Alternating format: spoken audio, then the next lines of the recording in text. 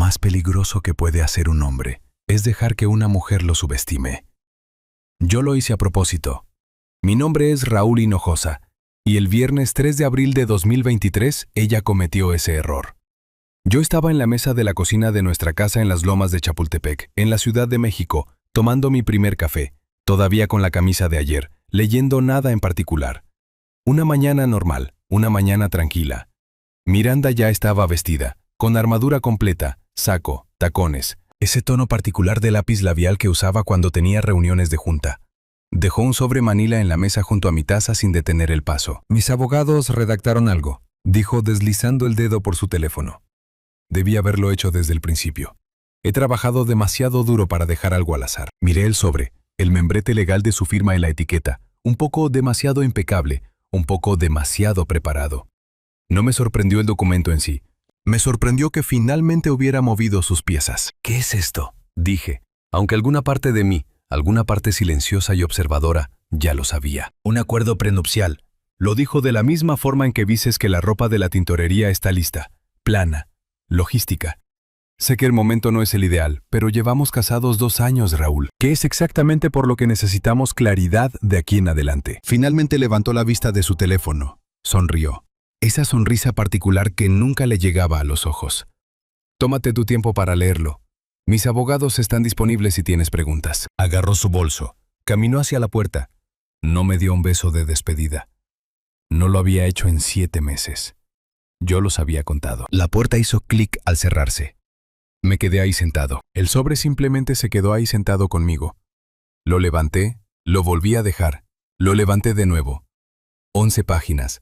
Su firma ya estaba en la página 9. Las tarjetas de contacto de sus abogados estaban sujetas con un clip al frente, como si esto fuera el cierre de una venta inmobiliaria y yo solo tuviera que firmar y seguir adelante. Leí cada palabra. Y en algún lugar alrededor de la página 6, donde mis activos se describían como no verificados y presuntamente mínimos, algo cambió en mi pecho. No fue enojo, fue claridad. Bienvenidos a la venganza cruda de un hombre. Pónganse cómodos, porque esta historia los va a llevar a otro lado. Dejen un comentario y díganme desde dónde nos están viendo. Denle al botón de me gusta y asegúrense de estar suscritos.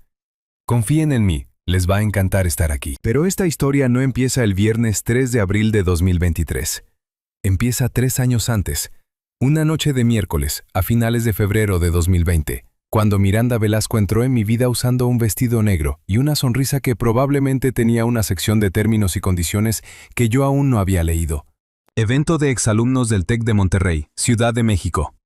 El tipo de evento donde todos están haciendo contactos o fingiendo que no lo están haciendo. Yo estaba parado cerca del fondo, junto al cóctel de camarones porque ahí es donde se para la gente real, bebiendo lentamente un agua mineral y preguntándome por qué había dejado que mi amigo de la universidad, Diego Jiménez, me convenciera de venir. No ha salido desde que vendiste la empresa, me había dicho Diego 2 días antes. Te estás convirtiendo en uno de esos tipos. ¿Qué tipos? De los que le ponen nombre a sus plantas de interior. Yo no tengo plantas de interior, Diego. Exacto, dijo él. Eso es peor. Así que fui. Saco azul marino, sin corbata. Planeaba quedarme 45 minutos, dar 3 apretones de manos y luego irme a mi departamento en Las Lomas a ver algo olvidable en la televisión. Ella me encontró. Ahora lo sé. Pero esa noche de miércoles en febrero de 2020, simplemente pensé que tenía suerte. No estás trabajando en la sala, me dijo, apareciendo a mi lado como si hubiera estado ahí todo el tiempo. Miré a mi alrededor. Tú tampoco. Ella se rió. Realmente se rió. No de ese tipo de risa ensayada que escuchas en estos eventos. Touché. Miranda Velasco. ¿A qué te dedicas, Raúl Hinojosa? Aquí vamos. Me hacían esta pregunta 40 veces por noche en estos eventos. Había aprendido a mantenerlo simple, mantenerlo aburrido, mantenerlos en movimiento. Consultoría, dije. Retirado en su mayor parte, hago un poco de todo. Ella no se movió. La mayoría de la gente sigue de largo después del hago un poco de todo. Ella no lo hizo. Hablamos durante 2 horas esa noche. Me dijo que era la directora ejecutiva de una empresa de logística de tamaño mediano llamada Velasco Core. Creciendo rápido, respaldada por inversores, el paquete completo. Era aguda, divertida con ese estilo seco y sutil al que no me puedo resistir. Y me miraba como si yo fuera un rompecabezas que aún no había resuelto. Debí haber reconocido esa mirada. Yo mismo la he usado. Ahora, Esto es lo que Miranda creía saber sobre Raúl Hinojosa esa noche de febrero. Consultor cómodo, bonito departamento, zapatos sensatos, de naturaleza discreta. Aquí está lo que realmente era cierto. 3 años antes de conocerla, había vendido discretamente una empresa de software de cadena de suministro que había construido durante 9 años a una firma de capital privado en Monterrey por una cifra que a mi contador todavía le pone nervioso decir en voz alta. Sin comunicado de prensa, sin anuncio en redes, sin cena de celebración. Firmé los papeles, me fui a casa en Las Lomas, pedí una pizza estilo Chicago, que para que quede registrado, la Ciudad de México no sabe hacer bien, y vi un documental sobre pingüinos. Eso fue todo. El dinero que hace ruido atrae problemas. Había visto a suficientes hombres implosionar persiguiendo reconocimiento como para entender que el tipo más callado en la habitación es, por lo general, el más peligroso. Miranda pensaba que estaba saliendo con un consultor cómodo y de bajo perfil.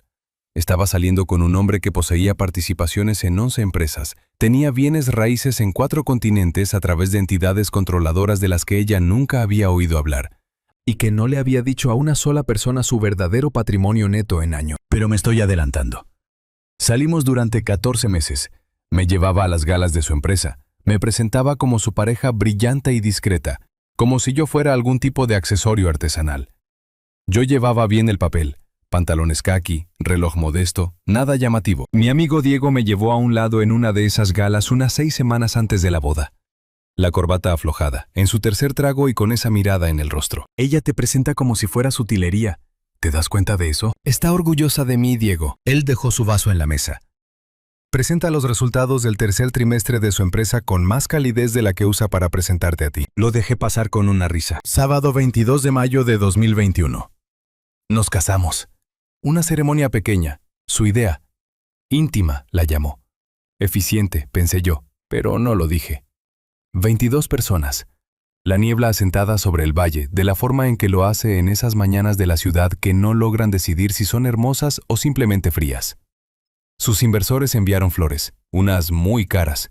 Recuerdo haber pensado, ¿por qué unos inversores enviarían flores de boda? Guardé ese pensamiento. Yo lo guardo todo. El primer año de matrimonio fue bueno. Lo digo sinceramente. Luego llegó el mes 18. Domingo 9 de noviembre de 2022. Ella estaba en la oficina de nuevo. Yo estaba en casa revisando documentos de inversión en la mesa de la cocina. Compartíamos un disco duro para la casa, registros de impuestos, seguros, escrituras de propiedad, cosas estándar. No estaba husmeando. Quiero que eso quede registrado. Estaba buscando la renovación del seguro de nuestra casa y tomé un desvío equivocado hacia una subcarpeta etiquetada como archivo. Y ahí estaba. Un documento titulado Estrategia de Salida R. Mi primer pensamiento fue que esa era una fuente muy limpia para algo que estaba a punto de arruinar mi domingo. Lo abrí. Lo leí 2 veces. Luego me quedé muy quieto durante unos 4 minutos, que, si me conoces, son 4 minutos más de lo que me quedo quieto para cualquier cosa. 12 páginas. Exhaustivo. Clínico. Nuestro matrimonio expuesto como una estructura de gestión de activos. Mi perfil financiero, o lo que ella pensaba que era el mío, financieramente adyacente pero legalmente separado. Una línea de tiempo dividida en años. Año 2. Consolidar cuentas conjuntas. Año 3. Aumentar su base de activos públicos. Año 5. Iniciar la disolución. Y en la página 7, un nombre. Bruno Castañeda. Socio en Velasco Core. Cabello impecable. Apretón de manos firme. Me había estrechado la mano en 3 cenas distintas de la empresa. Siempre me llamaba amigo. Amigo. Cerré la computadora portátil. Fui a la cocina. Hice pasta desde cero porque algunas situaciones requieren el tipo de concentración que solo se obtiene al amasar. Abrí una botella de tinto del Valle de Guadalupe. Puse 2 lugares en la mesa. Y luego, sentado ahí en la quietud de esa cocina, entendí algo que era casi peor que la traición misma. Ella no me había elegido a pesar de mi invisibilidad. Me había elegido gracias a ella. Piénsalo.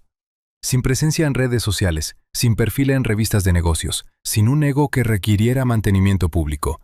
Un hombre que había vendido una empresa por una cifra que nadie fuera de su contador conocía y lo había celebrado con una pizza y un documental de pingüinos.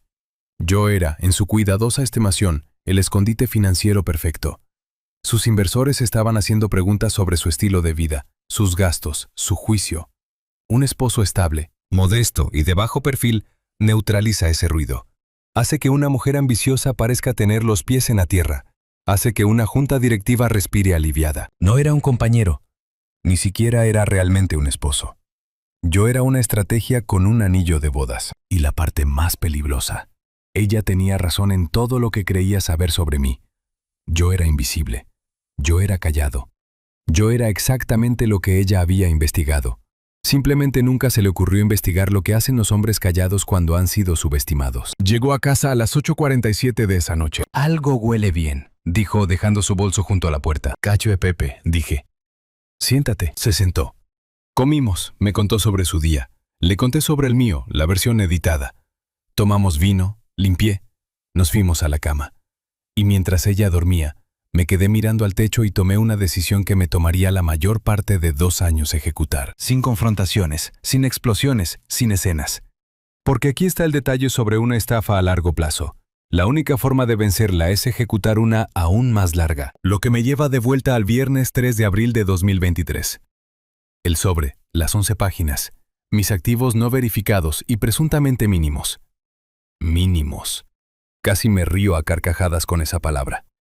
Terminé mi café, dejé la taza, tomé mi teléfono y llamé al único hombre al que debía haber llamado hace 5 meses. Guillermo Toro Talavera, mi abogado, viejo amigo, más astuto de lo que parece.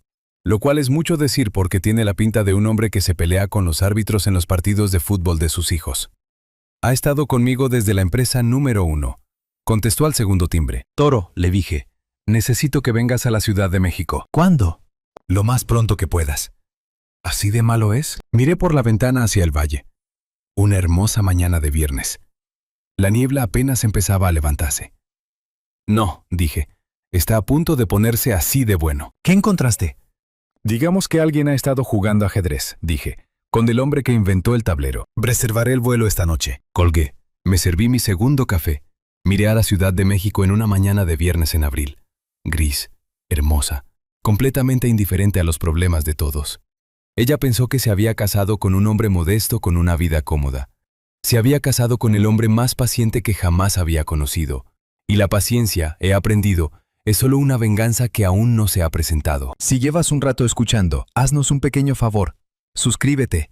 Mucha gente mira sin hacerlo nunca. Pero no te cuesta nada y significa todo para nosotros. Dale al botón de me gusta de paso y deja tus pensamientos en los comentarios. Déjame decirte algo sobre la paciencia. La mayoría de la gente piensa que es pasiva, silenciosa, incluso débil. Se equivocan. La paciencia es lo más agresivo que puede hacer un hombre. Es despertarte cada mañana sabiendo exactamente lo que viene y elegir esperar de todos modos. Elegir sonreír, elegir servir el vino y preguntar por su día, y sentarte al otro lado de la mesa a cenar frente a una mujer que tiene tu estrategia de salida guardada en una subcarpeta etiquetada como archivo. Y no inmutarse ni una sola vez. Eso no es debilidad. Eso es la guerra. El Toro Talavera aterrizó en el aeropuerto a la mañana siguiente de que ella dejara ese sobre. El primer sábado de abril de 2023, luciendo como si hubiera dormido en el avión porque así había sido. Entró a mi oficina en Reforma con una libreta legal, un café de gasolinera y la expresión de un hombre que ya sabía que esto se iba a poner interesante. Una oficina pequeña, un escritorio, 2 sillas, una ventana que daba hacia la dirección equivocada, pagada en efectivo a través de una empresa de gestión de la que Miranda nunca había oído hablar. Ella pensaba que mi oficina era la mesa de nuestra cocina. Ese era el punto. El Toro se sentó. Le dio un largo sorbo a su terrible café. Me miró. Habla, dijo. Así que lo hice. Todo. El evento en febrero de 2020, los 14 meses de noviazgo, la boda en mayo, el domingo de noviembre de 2022 cuando encontré el archivo. El nombre de Bruno Castañeda en la página 7. La línea de tiempo de 5 años.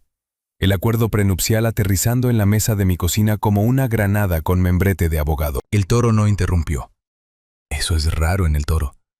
El hombre interrumpe hasta a los jueces.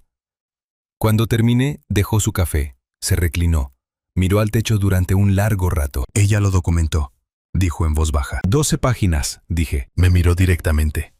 Eso es increíblemente arrogante o increíblemente estúpido. Ambas, dije, que es exactamente lo que vamos a usar. Tomó su libreta legal. ¿Qué quieres? Deslicé una sola hoja de papel sobre el escritorio. La leyó. Sus cejas subieron lentamente, de la forma en que lo hacen cuando el toro Talavera, que genuinamente lo ha visto todo, ve algo nuevo. «Has estado sentado sobre esto desde noviembre», dijo. 5 meses, toro. He tenido tiempo de pensar. Esto va a tomar tiempo para ejecutarse. Ella misma me dio la línea de tiempo, dije. Año 5. Tenemos pista de aterrizaje. Miró el papel una vez más. Luego hizo algo que no le había visto hacer en 15 años de trabajar juntos. Sonrió. «De acuerdo», dijo.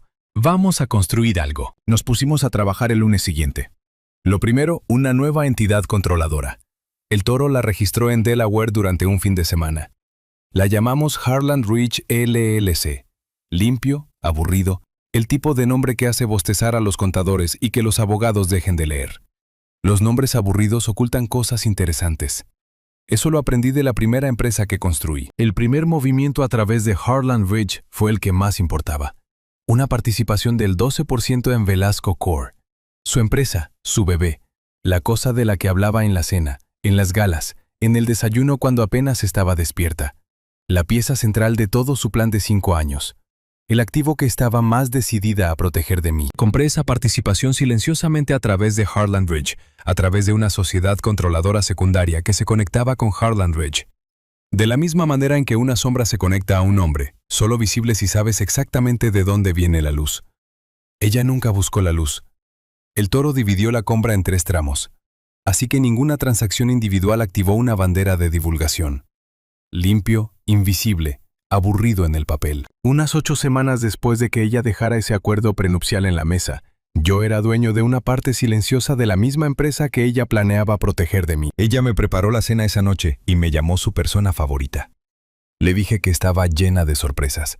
No tenía la menor idea de cuánta razón tenía yo. Aquí está la parte que la gente no entiende cuando cuento esta historia.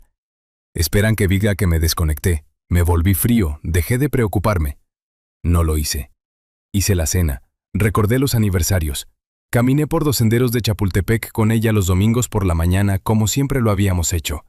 Pregunté por sus reuniones de junta con un interés que parecía genuino. Porque en el momento en que yo cambiara, en el momento en que ella sintiera siquiera un ligero cambio de temperatura, todo se desmoronaría.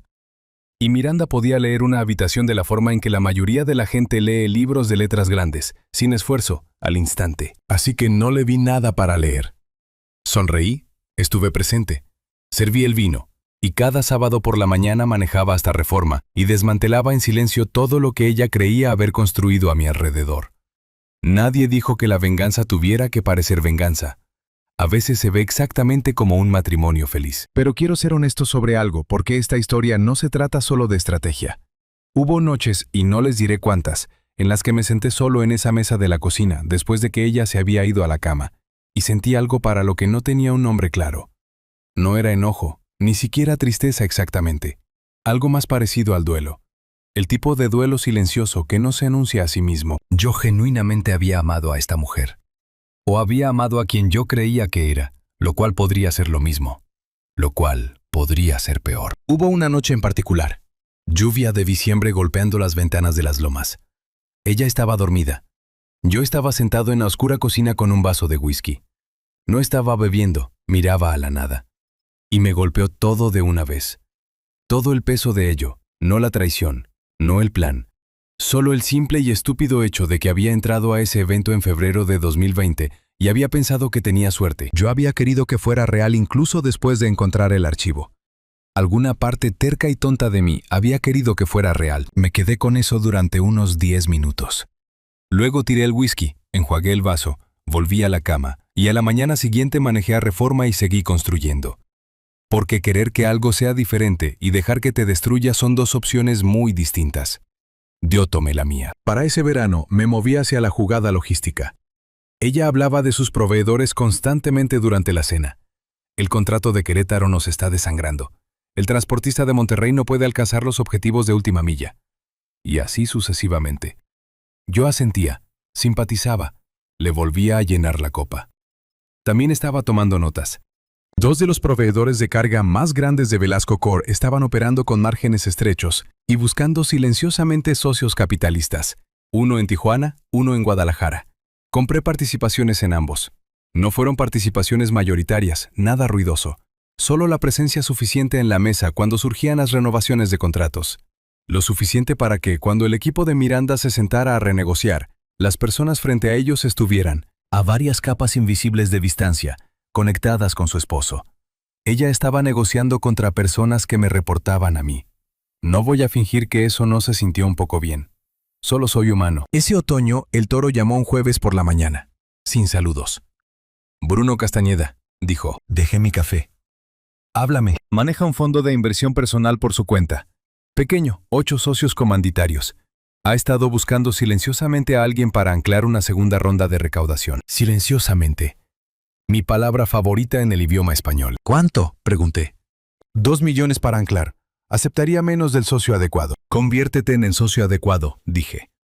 A distancia, Toro. 3 capas como mínimo. No puedes saber que soy yo. Raúl me llamó amigo. En mi cara. 3 veces. Hice una pausa. Quiero 4 capas. El Toro realmente se rió. La primera vez en meses. 4 capas, dijo. Entendido. Para principios de invierno, yo era un socio comanditario silencioso en el fondo de inversión personal de Bruno Castañeda, el hombre cuyo nombre estaba en la página 7 de la estrategia de salida de mi esposa, el hombre que me había estrechado la mano en 3 cenas de la empresa y me había llamado amigo. Ahora estaba, con total desconocimiento, haciendo negocios conmigo. Tómense un segundo para asimilar eso. Para enero de 2024, así es como se veía el tablero. Harlan Ridge, poseyendo el 12% de los contratos más grandes de Velasco Core, ambos respaldados por mi capital. El fondo de Bruno Castañeda, anclado a 4 capas de profundidad por Raúl Hinojosa. Y Miranda. Miranda estaba teniendo su mejor trimestre hasta el momento. Velasco Core estaba creciendo. Su junta directiva estaba contenta. Sus inversores eran pacientes. No tenía la menor idea de que los cimientos debajo de todo lo que había construido tenían un dueño diferente. Estaba parada sobre mis pisos y llamándolo su casa. Viernes 3 de abril de 2024. Exactamente un año al día después de que ella dejara ese sobre en la mesa de mi cocina. Todo está en posición, dijo el Toro cuando llamó a las 9 de la mañana. ¿Quieres que empiece el documento de respuesta? No una respuesta, dije. Una revelación, tan exhaustiva que quiero que sus abogados se tengan que sentar cuando la abran. Quiero que el socio principal se ponga de pie y cierre la puerta de su oficina. Dame 3 semanas. ¿Tienes 2? 2 semanas después, el Toro entró a mi oficina con 47 páginas. Las dejó en el escritorio como si estuviera manipulando algo que pudiera detonar. Leí cada página lenta y cuidadosamente. Esto es todo. Todo, dijo el Toro. 11 inversiones tecnológicas, 3 valoraciones de unicornio, bienes raíces en 4 continentes, la red logística, ambos proveedores completamente documentados. La participación del 12% de Harlan Ridge en Velasco Core y el Fondo Castañeda. Las 4 capas completamente rastreables. De vuelta a ti. Miré el documento. 47 páginas. Su acuerdo prenupcial tenía 11. Ella trajo un cuchillo. Yo regresé con una cocina entera y diferente. Envíalo, dije. La respuesta llegó unos días después. No de Miranda, sino de su abogado principal, Gerardo Osorio. Socio principal, 23 años en derecho familiar. Un hombre que, por reputación, había visto absolutamente de todo. El Toro me dijo que la llamada duró 6 minutos, que Osorio habló de la forma en que habla la gente cuando cada palabra es un paso sobre el hielo. Señor Talavera, dijo cuidadosamente, los activos de su cliente son considerablemente más sustanciales de lo que se entendía previamente. Sí, dijo el Toro, lo son. Al señor Hinojosa le gustaría revisar los términos del acuerdo prenupcial. El Toro me miró al otro lado del escritorio. Yo negué con la cabeza. Dado que los términos son de ella, dijo el Toro, el señor Hinojosa no cambiaría ni una palabra. Largo silencio. Ya veo, dijo Osorio finalmente. Estaré en contacto. El Toro colgó. Me miró. ¿Cómo te sientes?, preguntó. Pensé en un domingo por la tarde en noviembre de 2022. Una fuente limpia en un documento que nunca estuvo destinado a mis ojos. Un techo que había mirado fijamente mientras la mujer a mi lado dormía y soñaba con el año 5. Me puse de pie. Me puse el saco. Hambriento, dije. Vamos a comer unos tacos. Conozco un lugar. Hay un momento en cada juego largo en el que el tablero cambia.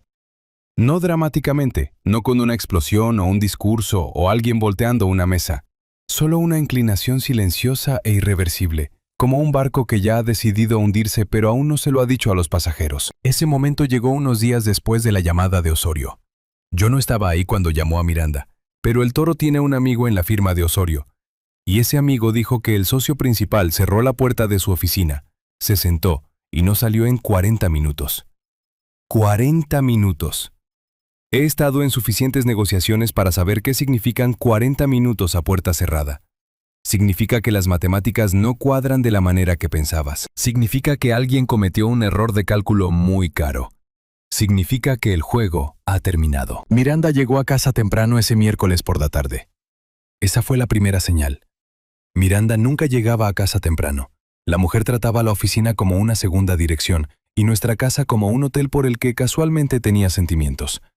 Pero ahí estaba, a media tarde, sentada en la mesa de la cocina de nuestra casa en Las Lomas cuando entré. Sin saco, sin la computadora abierta, sin el teléfono en la mano, solo sentada. Lo supe de inmediato, pero no dejé que mi rostro lo supiera. «Hola», dije dejando mis llaves en la barra. «¿Llegaste temprano?» Ella me miró durante un largo momento.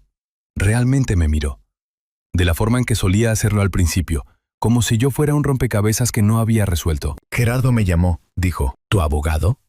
Sí. Abrí el refrigerador, saqué una botella de agua. Me tomé mi tiempo. ¿Todo bien?, le dije. Raúl. Miranda. Exhaló lentamente. De la forma en que exhala la gente cuando ha estado sosteniendo algo pesado durante horas, y el cuerpo simplemente se rinde. Harland Ridge, dijo ella. Me di la vuelta. Me apoyé contra la barra. La miré. ¿Qué pasa con eso? Tú sabes qué pasa con eso. Silencio. La cocina estaba muy silenciosa.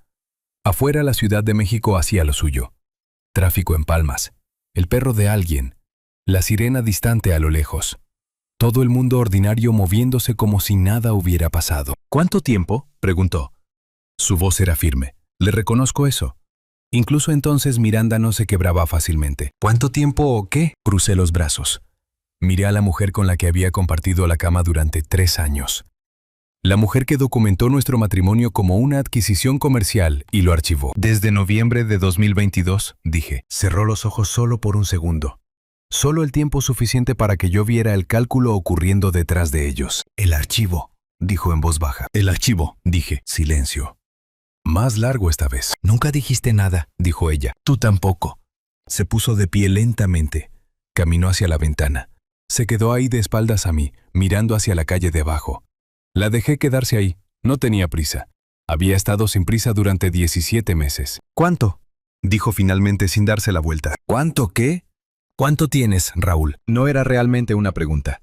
Era el sonido de una mujer haciendo matemáticas y a la que no le gustaba la respuesta. Más de lo que pensaban tus abogados, dije. Se dio la vuelta y vi algo que no había esperado. No furia, no cálculo, sino algo despojado de todo. Crudo. Por un momento lució como una persona en lugar de una estrategia. ¿Qué quieres, Raúl?, dijo más bajo ahora. ¿Qué es lo que realmente quieres? La miré por un largo momento. Pensé en la verdadera respuesta, no en la legal. ¿Qué quería? Había querido un matrimonio real. Había querido a la mujer que conocí en ese evento en febrero de 2020. La que se reía antes de que yo terminara el chiste. La que se presentaba a las cosas. La que hacía preguntas reales. Pero esa mujer había sido una actuación. Y no puedes querer de vuelta algo que nunca existió. Nada que no hayas ofrecido ya, dije. El acuerdo prenupcial se mantiene. Tus términos. Cada palabra. Se me quedó mirando, esperando el truco. Tienes el 12% de mi empresa. Lo tengo. Y los proveedores. También tú, Bruno. 4 capas, dije. Pero sí, ella negó con la cabeza lentamente. No con enojo, sino con algo que parecía casi incredulidad. Construiste todo eso, dijo. Mientras vivías aquí, mientras cenabas conmigo, mientras caminabas por Chapultepec los domingos por la mañana como si todo estuviera bien. Tú estabas planeando el año 5, dije. Yo estaba planeando el resto del tablero. Se quedó callada durante mucho tiempo, lo suficiente para que la luz de la tarde cambiara de la forma en que lo hace, lenta e indiferente, cubriendo todo lo que toca. Cuando volvió a hablar, su voz estaba serena. De vuelta a la Miranda que conocía, la controlada, la directora ejecutiva. Pero sus ojos eran diferentes. Te subestimé, dijo. Sostuve su mirada. Sí, dije. Lo hiciste. Asintió una vez. Tomó su bolso, Salió de la cocina. Escuché la puerta principal cerrarse. Me quedé en la ventana un rato, mirando la misma calle que ella acababa de mirar. No se sentía como ganar. No exactamente. Se sentía como algo terminando que debería haber terminado diferente desde el principio. Me serví un vaso de agua. Lo bebí de pie frente al fregadero. Luego llamé al toro. Ella lo sabe, dije. ¿Cómo se lo tomó? Pensé en eso por un segundo. Como ella misma, dije. Justo hasta el final. Los procedimientos formales de disolución comenzaron la semana siguiente. El toro y Gerardo Osorio se sentaron uno frente al otro en una sala de conferencias en el piso 34 de un edificio en Reforma, a 3 cuadras de mi oficina de los sábados por la mañana, lo cual encontré discretamente satisfactorio. El acuerdo prenupcial que Miranda había redactado protegía todo lo que ella había declarado públicamente: sus bienes raíces, sus cuentas personales, su capital declarado en Velasco Corp. No decía nada, ni una sola palabra, sobre Harland Bridge, nada sobre los proveedores de carga, nada sobre el Fondo Castañeda, porque ella había escrito ese acuerdo prenupcial en un mundo donde Raúl Hinojosa era un consultor cómodo y de bajo perfil con activos mínimos. Se había protegido contra el hombre con el que creía haberse casado. No tenía protección contra el hombre con el que realmente se casó. El toro me dijo después que Osorio se sentó al otro lado de esa mesa luciendo como un hombre intentando armar un rompecabezas en el que alguien, en silencio, le había cambiado la mitad de las piezas. Su acuerdo prenupcial es hermético, le dijo el toro amablemente.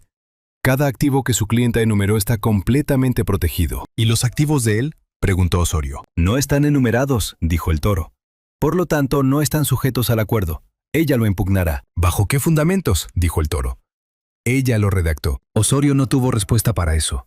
Tampoco Miranda. Los papeles se firmaron un martes por la mañana a finales de mayo de 2024. Me mudé de nuestra casa en Las Lomas esa semana. Contraté a 2 tipos. Me llevé lo que era mío. Dejé todo lo que era de ella exactamente donde lo había puesto. Limpio, eficiente. Ella habría apreciado la eficiencia si no le estuviera pasando a ella. Tomé un departamento en Polanco, en un piso 15. Con vista al bosque, al castillo, a toda la ciudad brillante e indiferente extendiéndose como si estuviera presumiendo. Me paré en esa ventana la primera noche con una copa de tinto y sentí algo que no había sentido en casi 2 años. Quietud. No felicidad exactamente, no triunfo, solo quietud. Como una habitación después de que un ruido largo finalmente se detiene y te das cuenta de lo fuerte que había sido todo el tiempo. Ese tipo de quietud. Ese verano, la junta directiva de Velasco Corp convocó a una sesión de emergencia.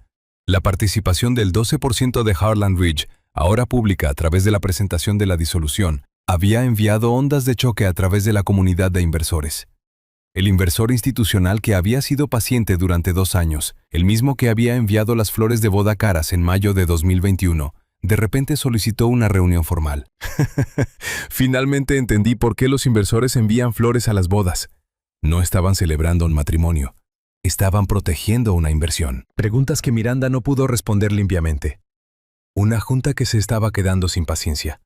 Bruno Castañeda renunció a Velasco Corp unas semanas después. La razón oficial fueron asuntos personales.